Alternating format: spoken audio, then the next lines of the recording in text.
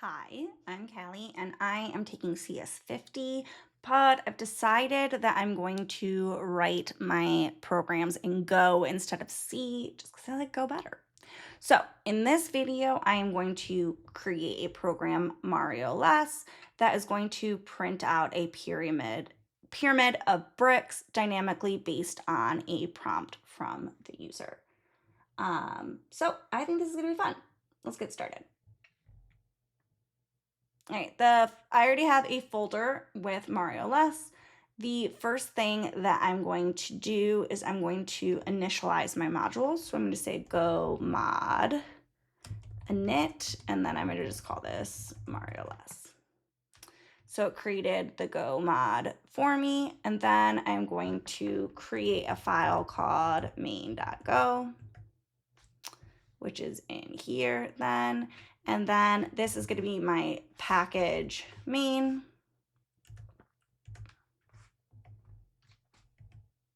And then I will just do import with just empty brackets here. And then I will do func main and here.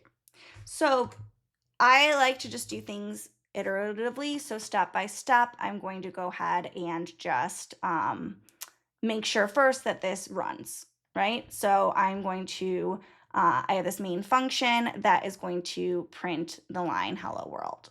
All right, so I'm going to clear my terminal and then I'm going to say go run and then dot, and we will see that hello world prints out. The next thing that I'm going to do is kind of one step further.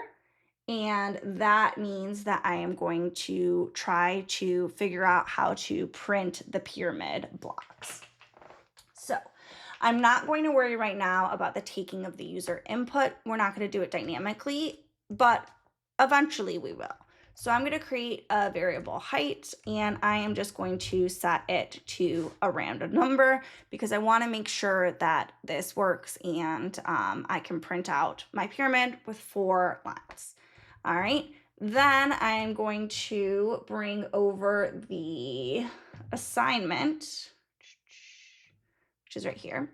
And you can see that when you print out, it's going to print space 1 space 1 2 space, and then like 1 2 3. So it creates spaces before the hash.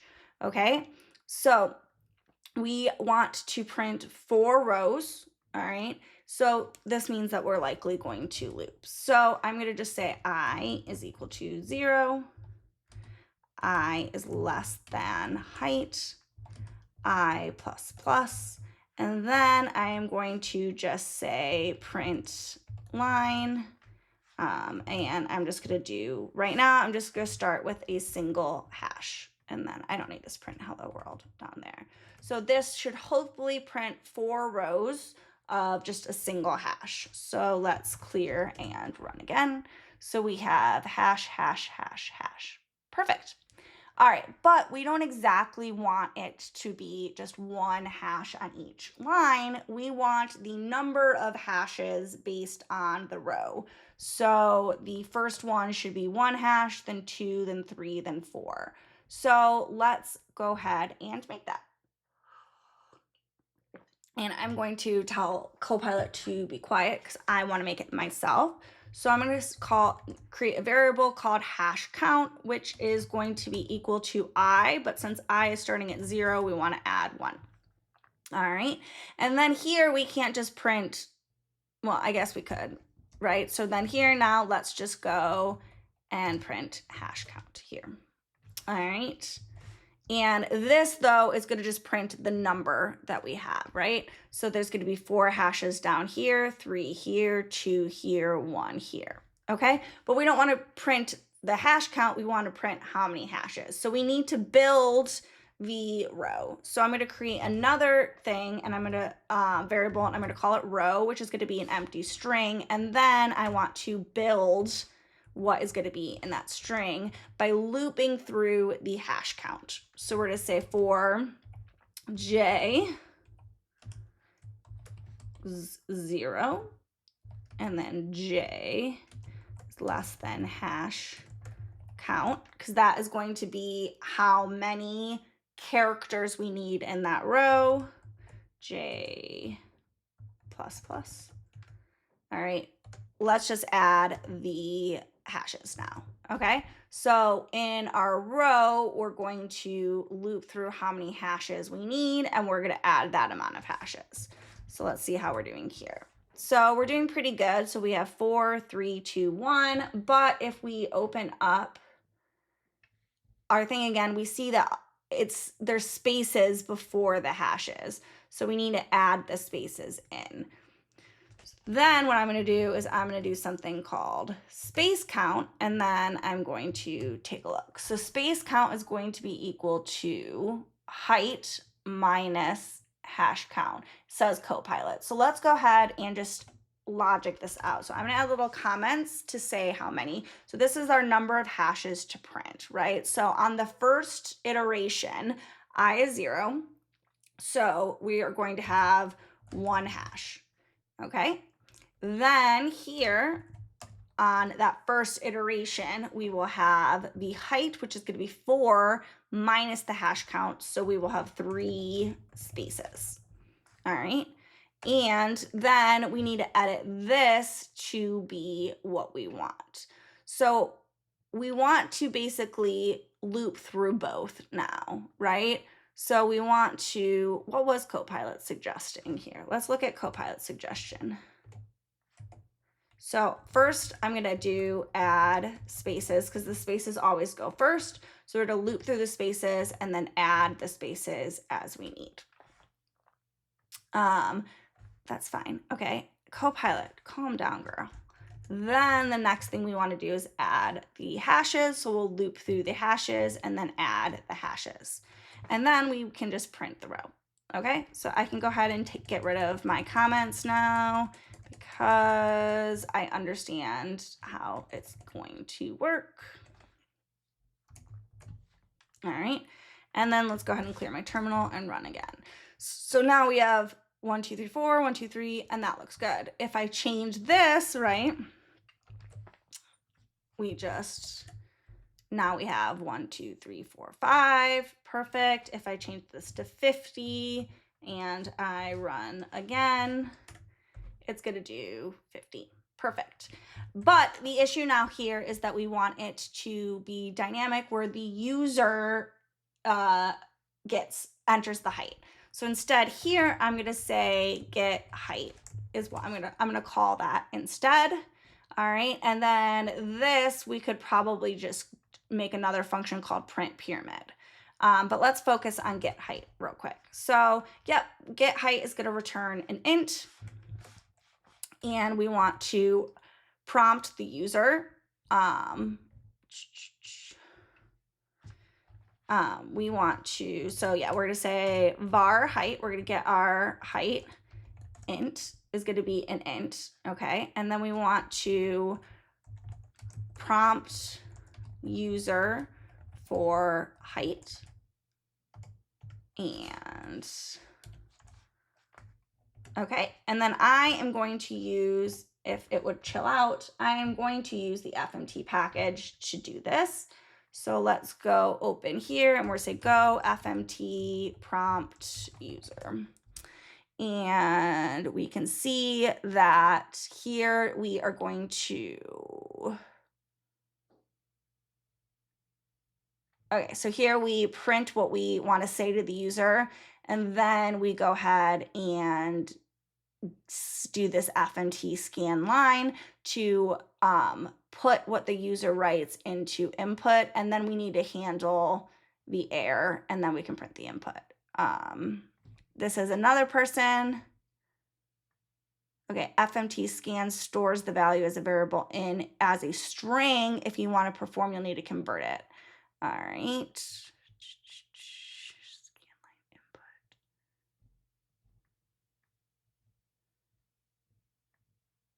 Oh, interesting. So they're doing a different approach where they're getting the input and then they're converting the input.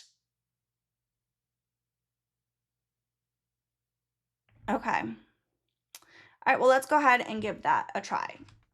So first we're going to do Do I need to do FMT for the print of the thing? So let me actually go to the FMT scan. All right. FMT package implements formatted input output with functions. Okay. So import FMT, we'll have to import it.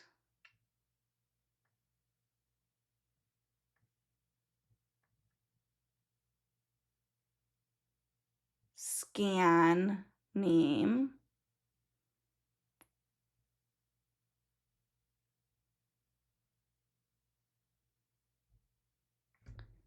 Interesting. All right.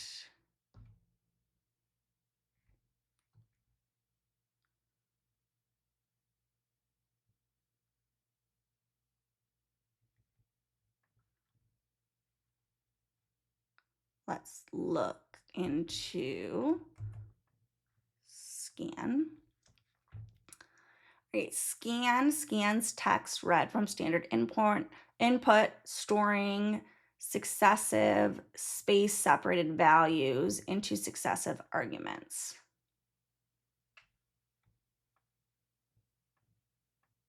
Okay, and it returns n int, so number of arguments, and then an error, which will report y. Scan f scans text. Okay, scan line.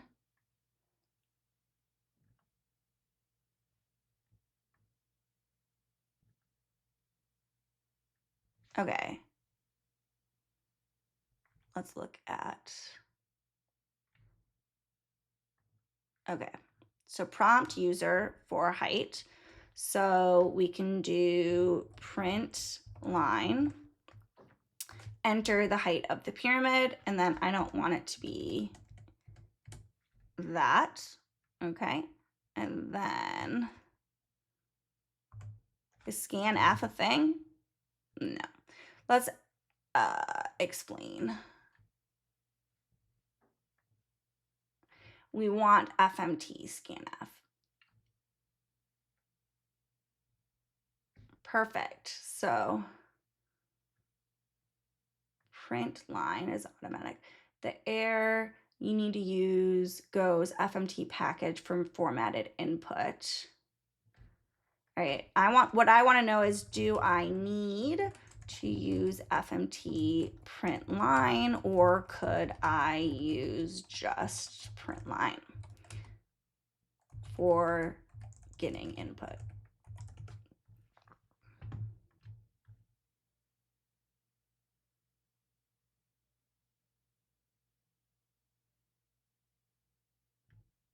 Okay, so I could use the print line, that's fine, but I do need to use FMT scanf. Okay.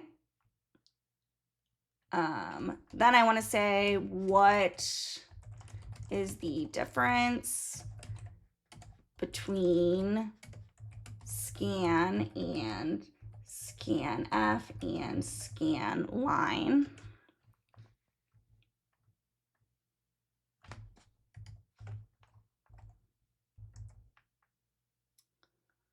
FMT scans simple, no format string needed, reads space separated values, stops at new lines and spaces. Requires a format string, more precise control over input. Scan line, reads until all values must be in state line, stops at the end of line. Simplest option, no format string needed. For a simple integer input like yours, scan is the easiest choice. Okay, let's just try scan then. So fmt.scan. And then we want to do ampersand height. So that is basically, we're declaring this variable, and then it's going to add the whatever is input into that variable, and then it will return the height. And then here we have our height, and we're getting it. So let's go ahead and try this now. Enter the height of the pyramid. If we say 8, then it prints out 8. I think why I might want FMT is because I want it on the same line. So let's try this. All right. Why is it going on new line? Is it because it does line? Let's try that. Ah, there we go. Okay, so enter 8, and then it prints out 8. Okay, perfect.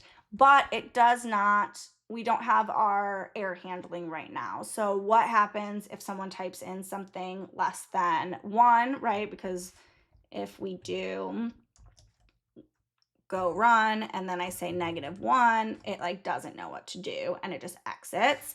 And then if I say go run, and I do something like blah, blah, blah, it just says command not found. So we want to add error handling in here. So if I highlight, we have n int, which is the number of items successfully scanned.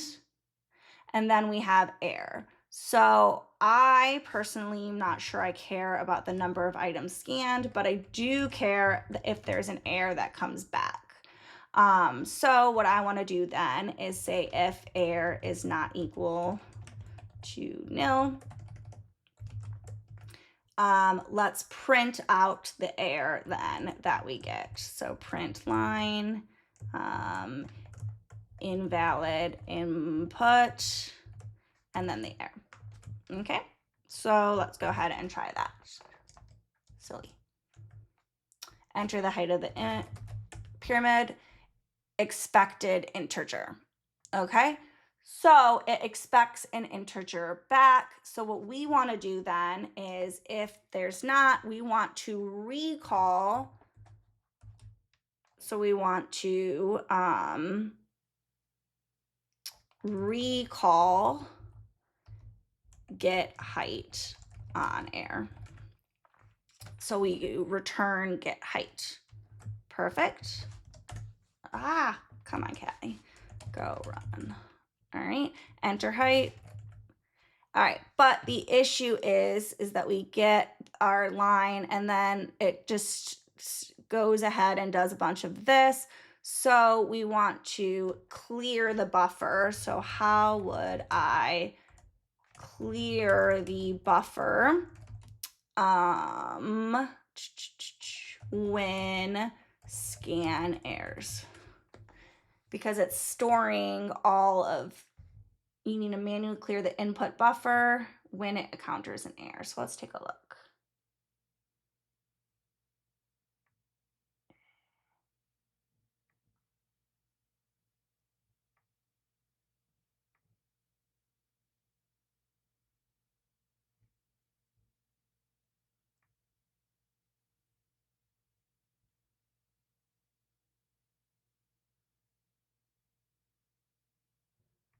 Oh, interesting.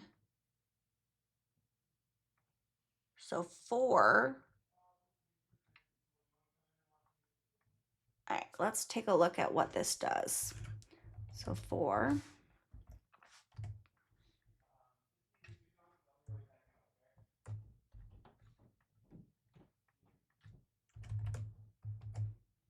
All right.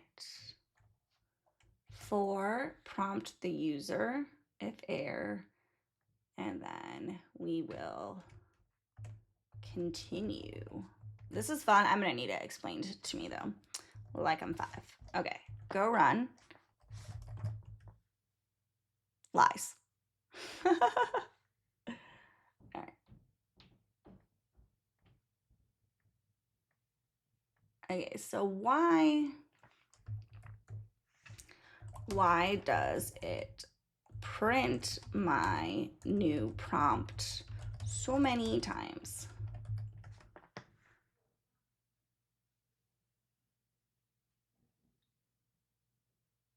It doesn't clear the input buffer when it encounters invalid input.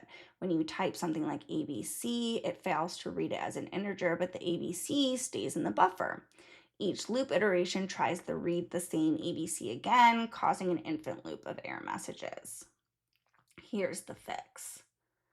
Did I just miss something? Okay, prompt the user for height.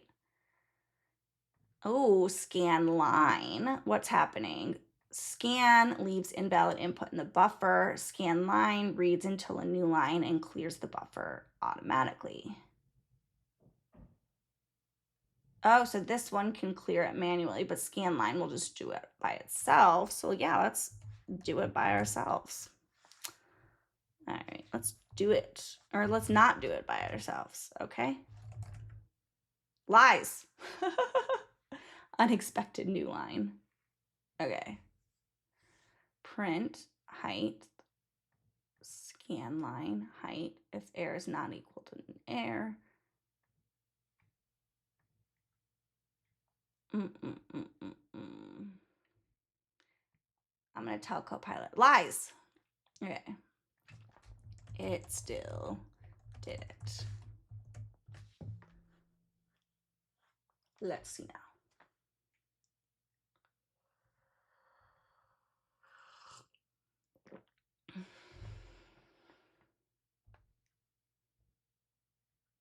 Isn't fully clearing the buffer when it encounters non-integer input.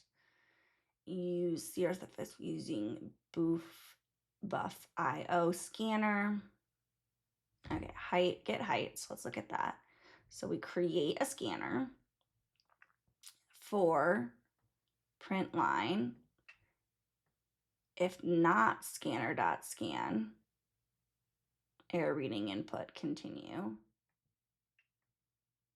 Convert it to height. If we can't, then we do it and then we return. So create a scanner that reads entire lines, read the entire line, get complete input as string, convert the string to integer. This approach completely reads and discards each line of input, so there's no leftover data. I mean, let's give it a try. Okay, so instead of initializing our height, we're going to initialize a scanner. New scanner, os.standard. Okay. All right, and then we want to enter the height of the pyramid. And then it looks like we want to not do that.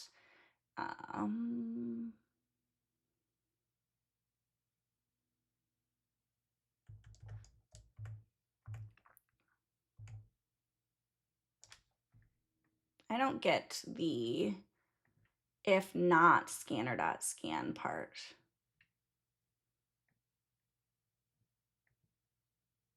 Error reading input. I guess let's just try it and see what we get. So if not scanner.scan, continue. All right. Otherwise, input.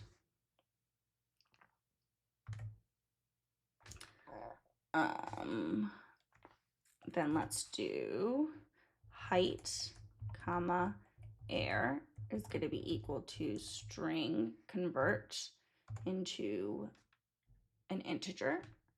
And then we're going to say if air is not equal to nil. I like this or height is less than 1. Then we want to continue. Okay, I don't understand this part, but I'm going to ask it about it later. Let's just see if it works. Enter the height of the pyramid. Let's do one that works first. Perfect. Enter the height of the pyramid, potato. Enter the height of the pyramid, 0, -5, 6. Cool. Okay, so that does work. So what I want to do now is I don't really understand why do we do this part here.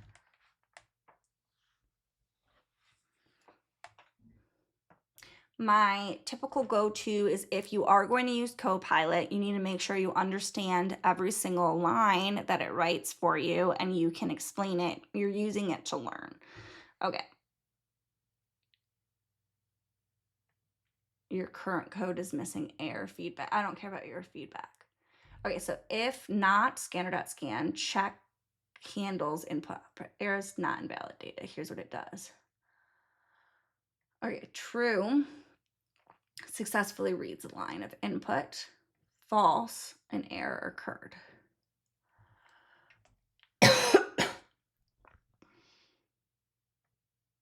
When this happens, pipe is broken.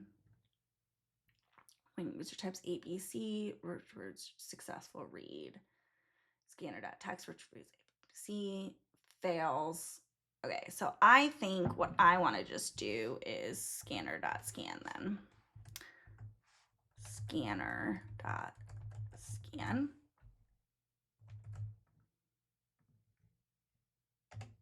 Let's try that.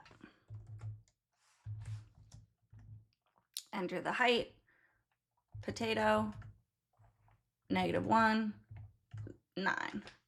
Okay, I think that works. So we're saying prompt the user for their height and then scan whatever they type in. Perfect.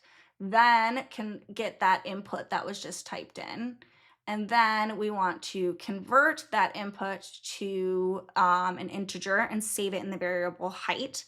But if we get an error from that, or if height is less than 1, then we will continue. Continue means that we're going to do this loop over and over. And if we get to this point, then we'll break out of the loop and we'll return height. Perfect. Let's do one more function here.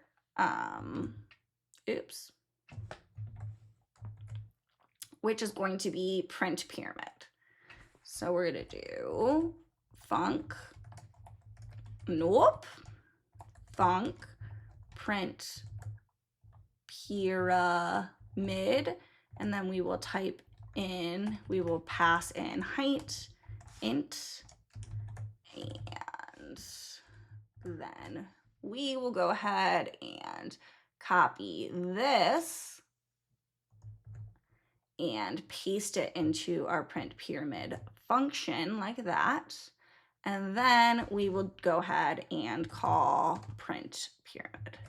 So now we have our main function, which is going to get the height and then print the pyramid for that height. And then we have our helper functions, get height, which gets the height from the user. And then we have print pyramid, which prints our pyramid out. Perfect. So now that we have this working and according to the specifications, what we want to do is we want to actually test that we did this correctly.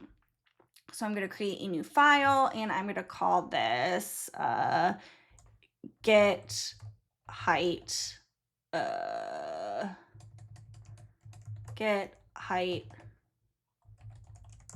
test.go, which is going to be a test file. So then we want to write, so test, we're going to write test get height, and then we're going to say invalid input.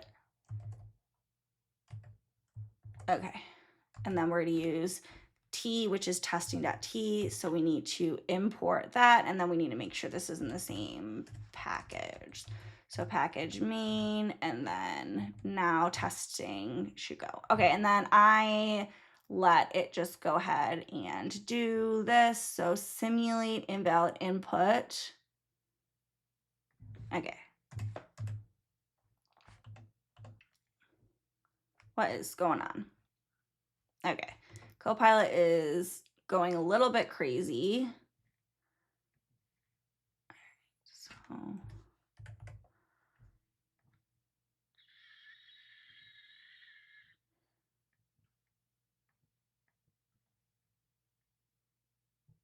all right, simulate invalid input followed by valid input.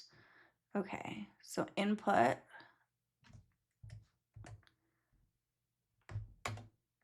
I don't think we can even, so let's just do potato. Okay. So then how can we, let me bring this over here. So then we're going to go test simulate user input.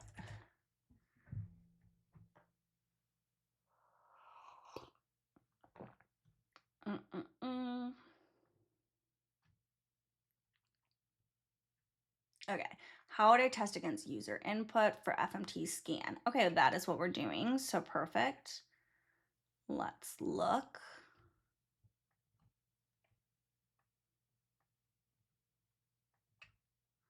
Enter the size of the array and indifference M. Testing T, all right.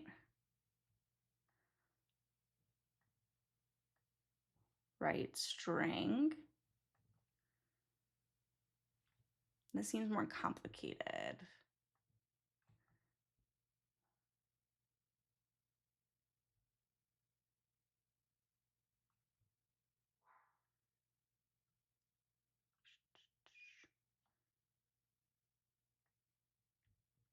Testing and validating input and go.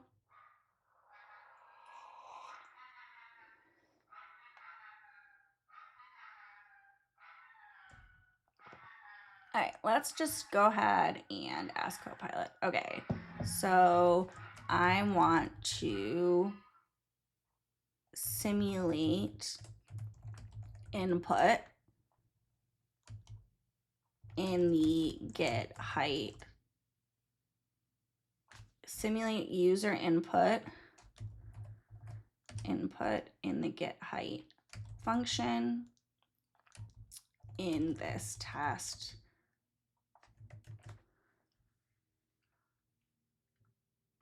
And let's see what it does. You need to simulate user input by replacing OS standard in with mock input.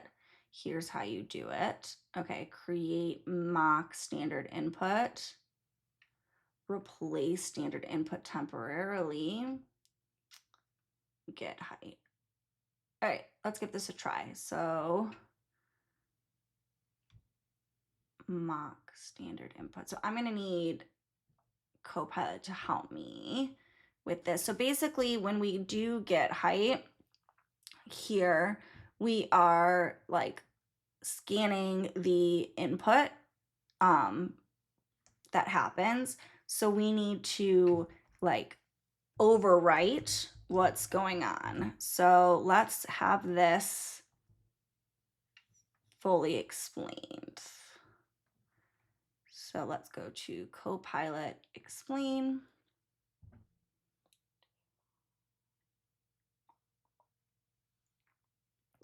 Code creates a pipe using OS pipe, which returns two file handlers, a reader and a writer. So reader, writer.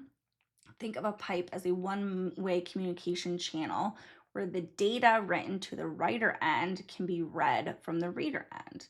This is similar to how Unix pipes work in command line operations, but here it's happening entirely in memory in your program. Okay, the next line is W, the writer, write, array of bytes input, writes the test data into the pipe. That makes sense. Okay, the input variable, which appears to be a string from this context, gets converted into a byte slice and written to the writer end of the pipe. Okay, that makes sense. This simulates what would normally happen when a user types input on the keyboard, except now it's programmatically controlled test data. Ooh, ooh.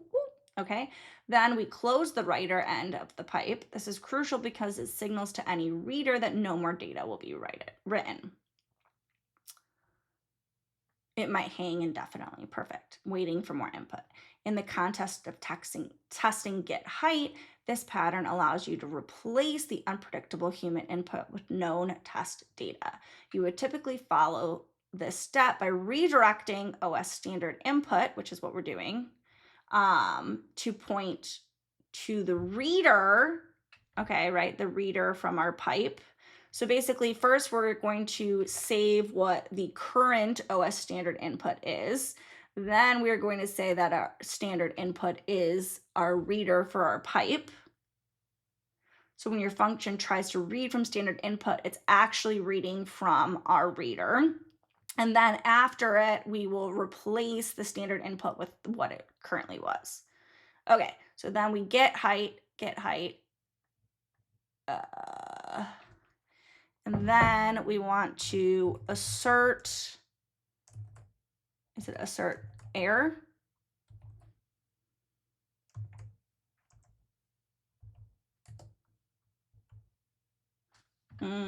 Why am I?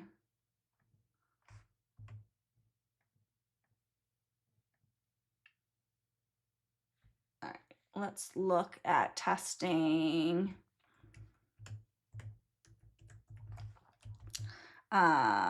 Assert the, oh wait, so it's gonna keep asking. So get height keeps asking if there is an error, right? So how do we test this then? Okay, so enter the height input. It'll just keep going, right? Assert we are prompted again. Right, what is this? That doesn't even make sense, but I'm gonna just run the test and see what happens. Yeah, see, it's gonna time out because it's just going to prompt again and again and again, right? So I think we need to either refactor or think about how we're testing this again. I'm gonna just wait for it to time out though. Because it's a loop, right? So it's gonna loop until we get the correct thing. So how can we, okay, so get height is will continue to prompt the user until there is accurate, valid input. How can we change this test so that it has additional input that is valid? All right, so let's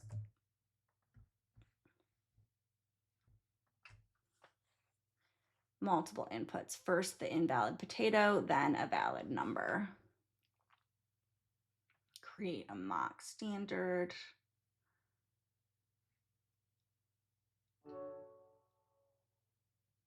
Ah, we do new lines. That's what the new lines were for. And then it'll read the next new line. So let's do 5.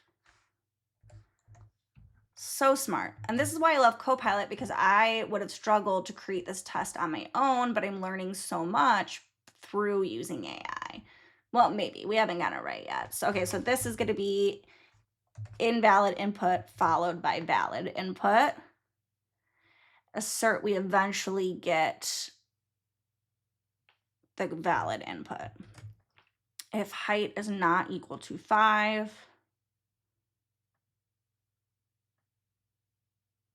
can I just do assert equal 5?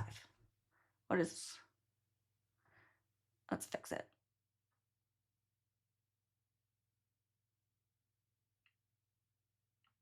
I don't like that though. All right, let me look up. All right, testing T, go testing T assert equal.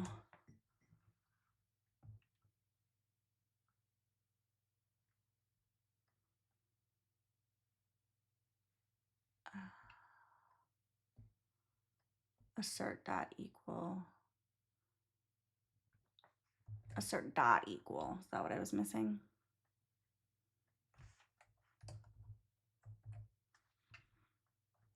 And then that should import.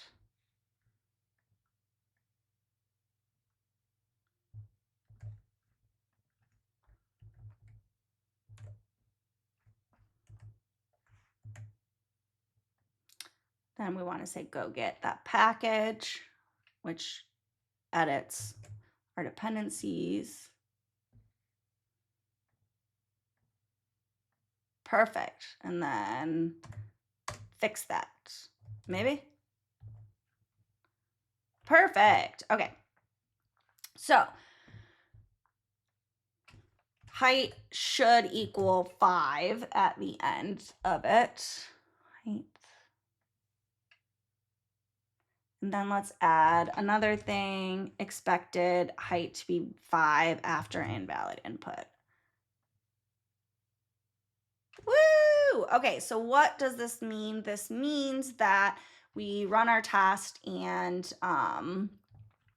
we first call it with potato, then we call it with 5. And we expect that the height is going to be 5 after invalid input. I think then what I want to do to my function is, I'm trying to think because it will just reprompt. Okay, I think that's fine. And then maybe we want to add invalid input, then valid input. Okay, and then invalid input, then valid input. And let's add in another one. Let's add 0, new line, 5. Okay. And then let's retest. Perfect. And it asks again and again until we get 5. So that is our get height test. I think we tested that fine. So then let's do another one, which should be print pyramid. Print pyramid test.go. So we want to now test that our print pyramid is how we want it. Then we want to say func test print pyramid. I don't remember what the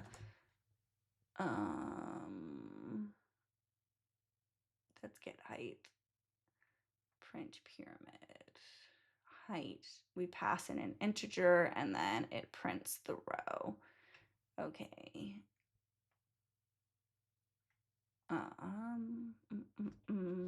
Success.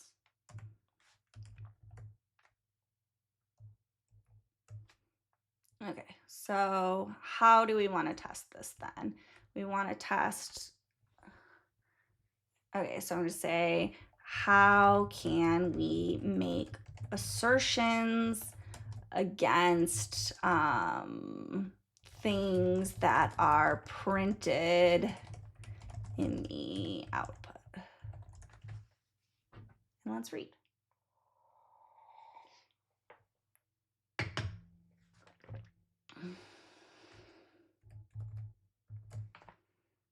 Okay, so create a buffer to capture output, replace standard output temporarily, run the function, close the writer, and restore standard output, and then read the captured output, and what we would expect. Alternative,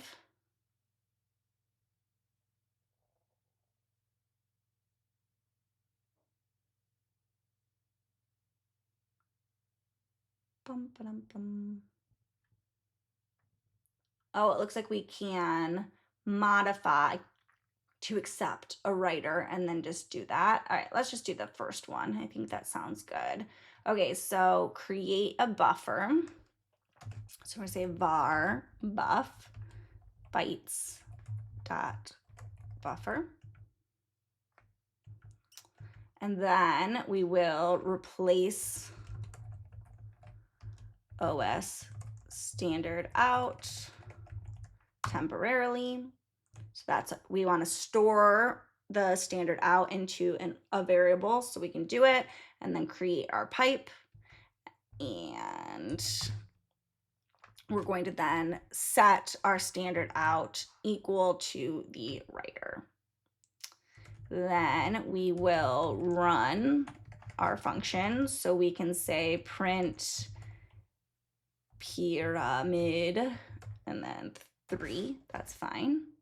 Another thing that we could do too is instead of print pyramid, we could have done like a function that's like create the pyramid and then printing it. So we could have done like get the user input here, right? And then we could have done like create the pyramid string, like text, and then we could have done print it, and then we could have just tested that the pyramid is what it is, which actually I think makes sense because print, so what if we did, instead of here, we do create pyramid, and then we would have pyramid comes out, and then we can do print pyramid, okay? So then this is going to be create pyramid, and then that returns a string, and then this makes it easier to test. And then pyramid, and then return it. So we probably want to do, all right, perfect. So now create pyramid is going to be easier. So let's rename this. Create pyramid test. And we will test create pyramid. Now we don't have to do all of this because we can say, sure, height is equal to 3. And then we expected pyramid is going to be equal to, let's count this then. So it's going to be space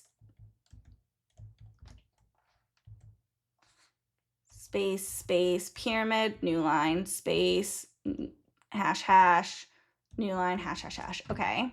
Then we can do actual pyramid, call our created, and then I want to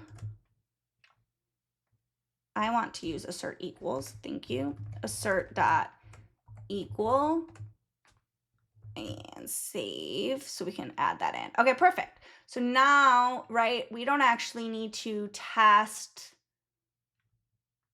the print line because we know print line works, right?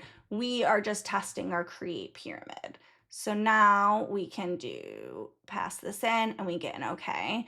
And then we could do with other numbers too. So let's do a different one. Let's do height is equal to 5. So now we're doing 2 different tests here. So we're testing that it works with multiple different things. And yay, we could probably make a main that does it all, but we've tested kind of all of the parts that I think. And this is how we print our pyramid.